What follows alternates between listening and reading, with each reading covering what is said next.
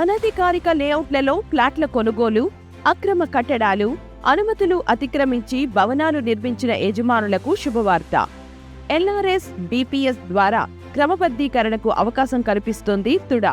అనధికారిక లేఅవుట్లలో ఫ్లాట్ల క్రమబద్ధీకరణకు జనవరి 23వ తేదీలోపు, 31 ఆగస్టు 2025 లోపు అక్రమ కట్టడాలు, అనుమతులు అతిక్రమించి నిర్మించిన భవనాల క్రమబద్ధీకరణకు మార్చి 11వ తేదీ వరకు అవకాశమిస్తోంది. ఈ అవకాశాన్ని సద్వినియోగం చేసుకోవాలని కోరుకుంటూ మరిన్ని వివరాల కోసం సంప్రదించండి. ప్రణాళిక విభాగం, తుడా కార్యాలయం, తిరుపతి. మీ దివాకర్ రెడ్డి, తిరుపతి పట్టణాభివృద్ధి సంస్థ చైర్మన్. ముందుగా ఆర్టీవీ తరపున మీకు సంక్రాంతి శుభాకాంక్షలు. రాష్ట్ర ప్రజలు సూపర్ 6 పథకాలు చాలా ఆనందదాయకంగా సంక్రాంతి జరుపుకుంటున్నారంటూ సీఎం చంద్రబాబు నాయుడు సొంత గ్రామంలో నిన్న వచ్చారు. ఆయన తెలియజేసినటువంటి పరిస్థితి ఉంది. ఎలా ఉంది పాలన? భోగి ఎలా జరుపుకుంటున్నారు? చాలా దరిద్రంగా ఉంది పరిపాలన ఈ రాష్ట్రంలో. మీరందరూ చూశారు, సూపర్ 6 అన్నీ చేశామని ఏ విధంగా కళ్ళార్పకుండా అబద్ధాలు చెప్తున్నారో. ఈరోజు నిరుద్యోగులకి నిరుద్యోగ భృతి ఇవ్వలేదు, ఉద్యోగాలు ఇవ్వలేదు. మహిళలకి ఇద్దరుంటే 30,000, ముగ్గురుంటే 45,000 అమ్మఒడి ఇస్తామన్నారు, ఎక్కడ ఇచ్చిన దాఖలాలు లేవు. రైతులకి సంవత్సరానికి 20,000 ఇస్తామన్నారు, 2 సంవత్సరాలకి 40,000కి 10,000 ఇచ్చి చేతులు దులుపుకున్నారు. ఇలా చెప్పుకుంటూ పోతే వాళ్ళు చెప్పిన ఏది చేయలే. మరి ఏ విధంగా అన్నీ చేశాను, ప్రజలు సంతోషంగా ఉన్నారని సిగ్గు లేకుండా చెప్తున్నారో నాకైతే అర్థం కావట్లేదు. ఈరోజు రాష్ట్రంలో గత 5 ఏళ్లతో పోలిస్తే ఒక్క పండుగను కూడా ముస్లిమ్స్ కానీ, క్రిస్టియన్స్ కానీ, తెలుగు వాళ్ళు కానీ జరుపుకున్న దాఖలాలు లేవు ఈ 18 నెలల్లో. మీరు వెళ్ళి సర్వే చేసుకోండి. ఎందుకంటే జగన్మోహన్ రెడ్డి గారు ఉన్నప్పుడు ఎడ్యుకేషన్ కానీ, అలాగే హెల్త్ కానీ 2 ఫ్రీ ఆఫ్ కాస్ట్తో ప్రతి పేదవాడికి అందించారు. ఎవరు అప్పుల పాలు కాకుండా చూసుకున్నారు. కోవిడ్ టైంలో కూడా. ఆ తర్వాత మీరు చూస్తే ప్రజలకు ఇచ్చిన ప్రతి వాగ్దానాన్ని, అమ్మఒడి కానీ, చేయూత కానీ, ఆసరా కానీ, రైతు భరోసా కానీ అన్నీ కూడా వాళ్ళకి అందించారు. అండ్ ప్రతి ఇంటికి ఇవ్వాల్సిన ప్రతి సంక్షేమాన్ని వాళ్ళ ఇంటి వద్దకే చేర్చారు. ఎవరి దగ్గరికి వెళ్ళి అడుక్కునే పరిస్థితి లేకుండా, పార్టీ చూడలేదు, కులం, మతం ఏమీ చూడకుండా. అందుకే ప్రతి పండుగని కూడా వాళ్ళు చాలా సంతోషంగా బంధుమిత్రులతో చేసుకున్నారు. ప్రతి షాపు, ప్రతి బ్యాంకు కలకల్లాడుతుంది. ఈరోజు అన్నీ వెలవెలబోతున్నాయి. చంద్రబాబు నాయుడుకి ఎప్పుడూ కూడా ఒకరు సంతోషంగా ఉంటే చూడలేడు. అలాగే ఇచ్చిన వాగ్దాన్ని నెరవేర్చే అలవాటు కూడా చంద్రబాబు నాయుడుకి లేకపోవడం 4 సార్లు ఆయన ముఖ్యమంత్రి అయినప్పుడు చూసాం. ప్రతిసారి కూడా ఆయన దొడ్డిదారిన ఎవరో ఒకరితో పొత్తు పెట్టుకొని ఏదో రకంగా అధికారంలోకి వచ్చాడు తప్ప ప్రజలు ఈయన మాకు ఇది చేశాడు ఈ 3 సార్లు ముఖ్యమంత్రి అయినప్పుడు, అందుకే ఈసారి వేసామనేది ఎక్కడా లేదు. దానికి అనేక కారణాలు ఉన్నాయి. చంద్రబాబు నాయుడు ఈరోజు ఎలా గెలిచాడు అనేది చిన్నపిల్లని అడిగినా చెప్తారు. సో ప్రజా అభిమానంతో గెలిచిందైతే కాదు. సో అది స్పష్టంగా తెలుస్తుంది. ఎవరైతే మోసపోయారో ఆ ప్రజలు ఈరోజు ప్రతి ఒక్కరు కూడా రోడ్డెక్కి, అఫీషియల్స్ కానీ, అలాగే మీరు చూస్తే ఏమంటారు, రైతులు కానీ, మహిళలు కానీ, యువత కానీ అందరూ రోడ్డు ఎక్కుతున్నారు. ఎందుకు రోడ్డు ఎక్కుతున్నారు? మీరు కరెక్ట్గా ఉంటే.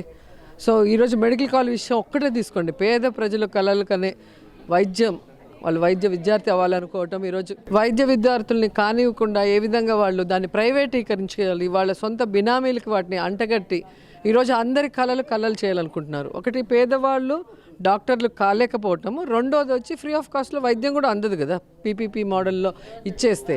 సో అది పథకం ప్రకారం. ఎందుకంటే ఇది కనుక సక్సెస్ఫుల్గా ఉంటే ఇంకా తరతరాలకి జగన్మోహన్ రెడ్డి గారి పేరు ప్రజల్లో నిలిచిపోతుందన్న ఒక జలసీతోనే ఈరోజు వాటిని ఆ విధంగా చేయటం అనేది బాధాకరం. E4 విధానంతో ప్రజలతో భాగస్వామ్యం చేసే విధంగా ఈ పథకం తీసుకుని వచ్చామనేది వాళ్ళు చెప్తున్నారు. ఎక్కడెక్కడ ప్రైవేటీకరణ చేయలేదన్నది. చంద్రబాబు నాయుడు ఇప్పటికీ ముఖ్యమంత్రి అయిన ప్రతిసారి కూడా ప్రభుత్వ ఆస్తుల్ని ఎలా ప్రైవేటీకరించి ప్రభుత్వానికి నష్టం చేస్తూ, ప్రజలకు నష్టం చేస్తూ వెళ్ళాడో అనేక విషయాలు మనకు ఉన్నాయి. ఫ్యాక్టరీల నుంచి అన్నీ కూడా ఒకటి తీసుకుంటే ఇప్పుడు లాస్ట్కి ఎలా తయారైనారంటే మెడికల్ కాలేజీలు పీపీపీ మోడల్ ఇచ్చేయాలి, రోడ్లు ప్రైవేటీకరించాలి, మున్సిపల్ ఆస్తులు ప్రైవేటీకరించాలి. ఇవన్నీ జీవోలు వస్తూనే ఉన్నాయి కదా. మనకు తెలిసే లోపల చాలా విషయాలు చేసేస్తున్నారు. ఇప్పుడు మొన్న రాయలసీమ లిఫ్ట్ ఇరిగేషన్ విషయం కూడా రేవంత్ గారు అసెంబ్లీలో చెప్పేంత వరకు తెలియని పరిస్థితి. పనులు ఆపేసి ఈరోజు తన ఆస్తులను కాపాడుకోవాలి తెలంగాణలో అన్న ఒకే ఒక ఆలోచన తప్ప మరి ఎక్కడ పోయారు? ఈరోజు పవన్ కళ్యాణ్ కానీ, చంద్రబాబు నాయుడు కానీ, లోకేష్ ఎందుకు మాట్లాడలేదు? ఆయన అంత పబ్లిక్గా సవాల్ చేసి మీరు నిజ నిర్ధారణ కమిటీ వేసుకోండి, నేను ఒత్తిడి తెచ్చి చంద్రబాబు నాయుడు దగ్గర, కేంద్రం దగ్గర ఆపిచ్చాను రాయలసీమ లిఫ్ట్ ఇరిగేషన్ పనులు అని చెప్పినప్పుడు ఎందుకు దానికి సమాధానం చెప్పట్లేదు చంద్రబాబు నాయుడు కానీ, పవన్ కళ్యాణ్ కానీ, లోకేష్? సో దీన్ని బట్టి మీకు అర్థమవుతుంది తన ఆస్తుల కోసం, తన పదవుల కోసం, తన అధికారం కోసం ఎవరినైనా ఏ విధంగా అయినా తొక్కేయటానికి, నాశనం చేయడానికి ఆయన ఎప్పుడు వెనకాడు అనేది మనం కళ్ళారా చూస్తున్నాం. ఎందుకంటే పిల్లనిచ్చిన మామకి వెన్నుపోటు పొడిచినోడికి రాష్ట్రానికి వెన్నుపోటు పొడటం పెద్ద విషయం ఏం కాదు. అది అందరూ అర్థం చేసుకుంటుంటారు. డిప్యూటీ సీఎం పవన్ కళ్యాణ్ కూడా పిఠాపురంలో ముందస్తుగా సంక్రాంతి సంబరాలు నిర్వహించుకుంటున్నారు. చాలా ఆనందంగా ఉంది, ప్రజలు కూడా ఆనందంగా ఉన్నారని ఆయన కూడా తెలియజేస్తున్నటువంటి పరిస్థితి ఉంది.